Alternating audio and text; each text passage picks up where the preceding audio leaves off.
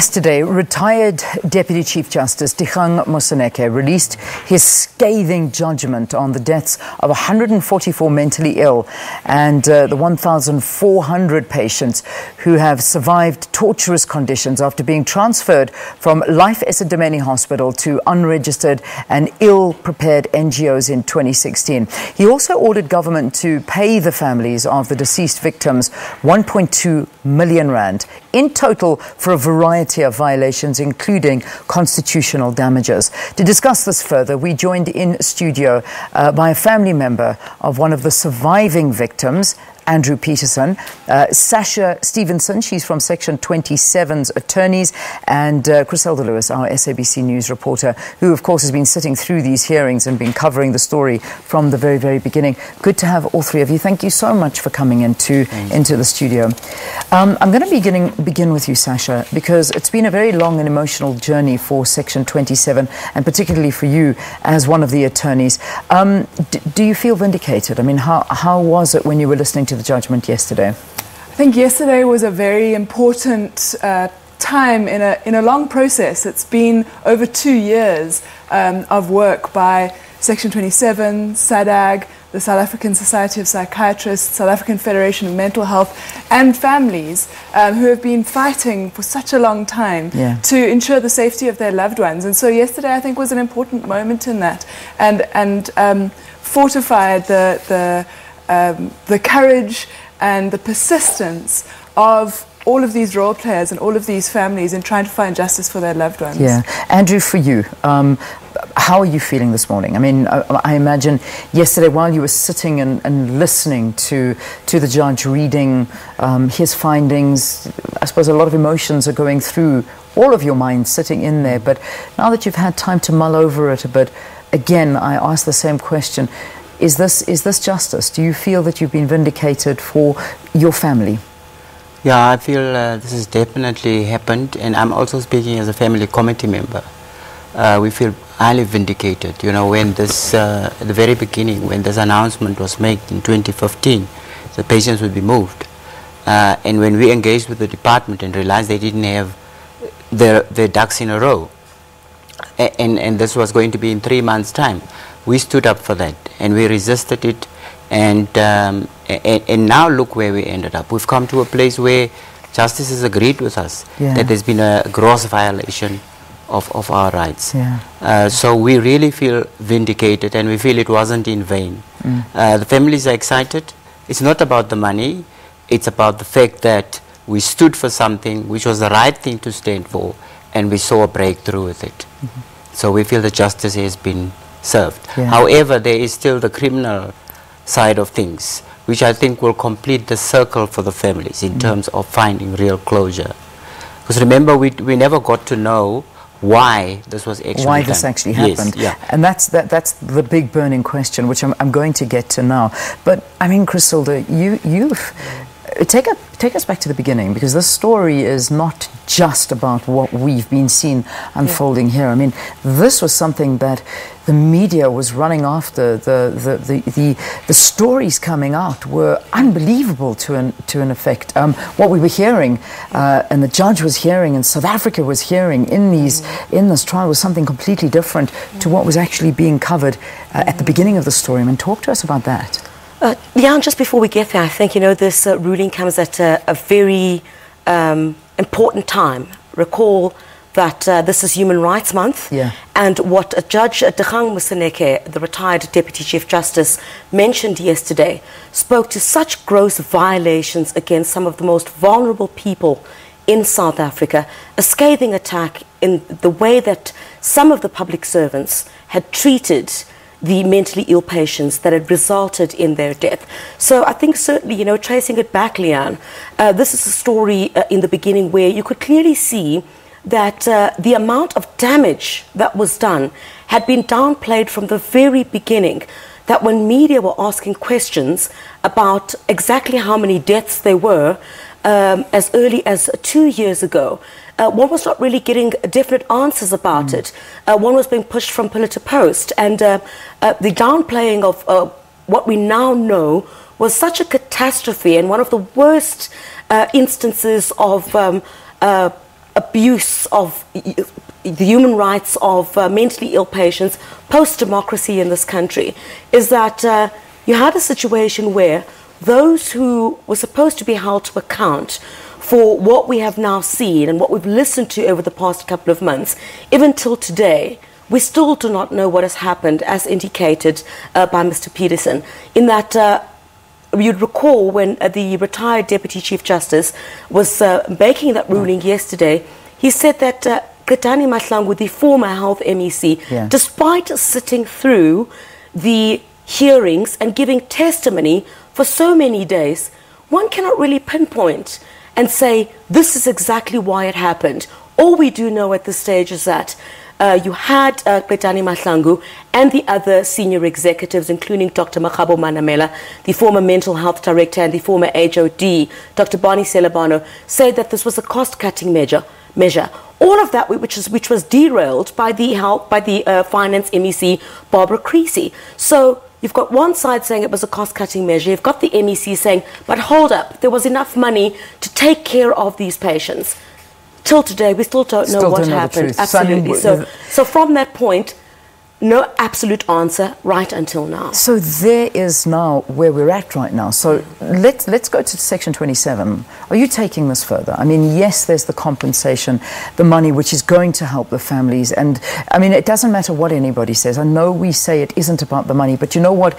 To a certain extent it is. It hardens the blow. It helps the families to at least give a better life and just a good burial for the trauma that's been suffered for many, many other reasons. But there's still that unanswered question, and this could happen again because there's still no reason as to why it happened. Where are you taking this? Are you going to take this further?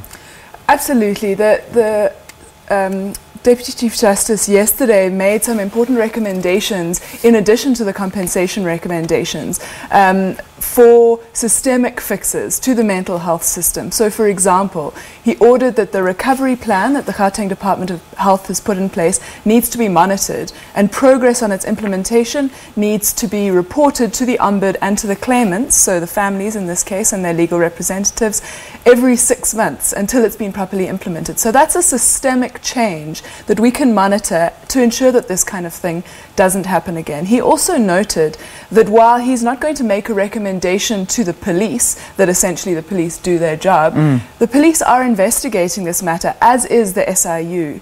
And those investigations will be fundamentally important to uncovering exactly what happened and to securing some kind of criminal justice and criminal responsibility for the people responsible. And then finally, the judge ordered that the Department of Health must report the health professionals involved to the Health Professionals Council of South Africa. So that's professional accountability for the individuals involved. So I think what's important to remember is that this case has seen a variety of types of accountability flowing from the Ombudsman's report, but that the Deputy Chief Justice yesterday encouraged and furthered those methods of accountability through his recommendations. And as Section 27 will certainly be following that up and monitoring implementation of all of the recommendations. You've sat through all of the hearings, and he himself has said that he's going to be handing over all of the evidence to the police and to all of the relevant institutions. Can you see people behind bars for this? I mean, is there enough evidence from what you've already seen and heard that there are certain individuals that should be put behind bars for the deaths and for the lives that have been completely devastated through this? I think so. There's definitely scope for criminal liability. As you say, a lot of evidence has been uncovered in the process of this arbitration and even before. We've provided to the police, long before the arbitration started, all of the evidence that we had, all of the affidavits of our clients, so that they are able to start those investigations. But it's for the police to do the investigations. They'll then hand it over to the NPA, and we expect to see some prosecutions in this matter. Yeah, indeed. Andrew, I want to get a little bit deeper into your personal life, because I mean you're the one, as much as Chriselda's been covering it as a reporter, I've been reading about it in the news as an attorney. That's your representative. You've been living this life. You have somebody at the moment. Tell us a little bit about your background, or what is the story Do you have somebody that's still in the situation, or what actually happened? Well, yes, thank you, Lynn. What happened was that I grew up in Alexandra Township. When I got to know, realize things, I realized that I had an uncle who wasn't well. And I was still very young, but I was brought up by my grandmother to love him and to care for him and so on. And I was told that he actually had been diagnosed with chronic schizophrenia due to some issue, that the sickness that wasn't treated on time. You know, I just grew up and I was taught to love him.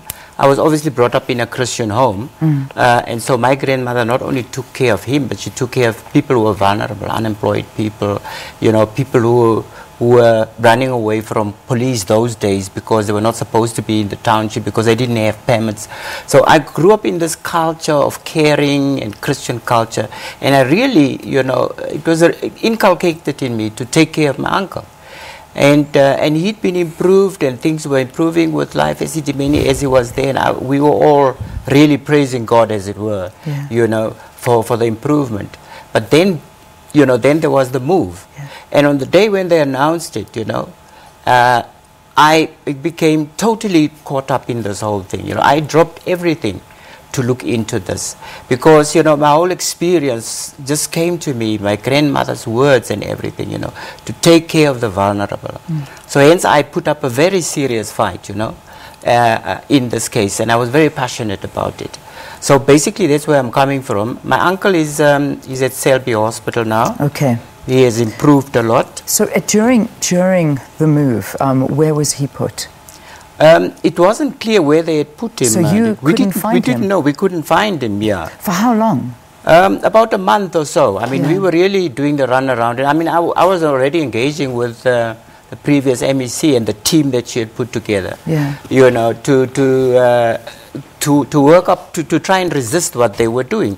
And yet, despite the fact that I had a one-on-one on some of the project managers and what have you, I still couldn't get answers. But eventually I was told that, you know, he's at Baneng.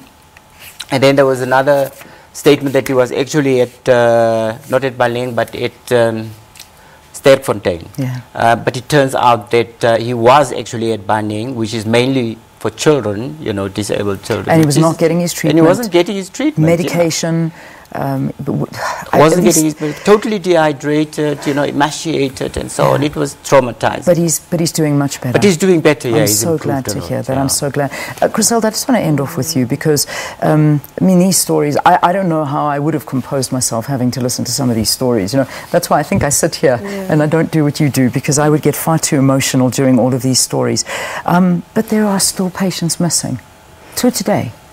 Is that correct? There's still people missing. That's right, Leanne. And yesterday, you know, one certainly cannot imagine the kind of pain. While we've had to tell the story and tell it to millions of other people, we certainly cannot imagine the kind of pain that the lawyers have had to sit and listen through as the families, including Mr. Pieterson, had to keep relaying what happened. But Leanne, I think, will continue to follow up until the last person is found. I think that's our responsibility.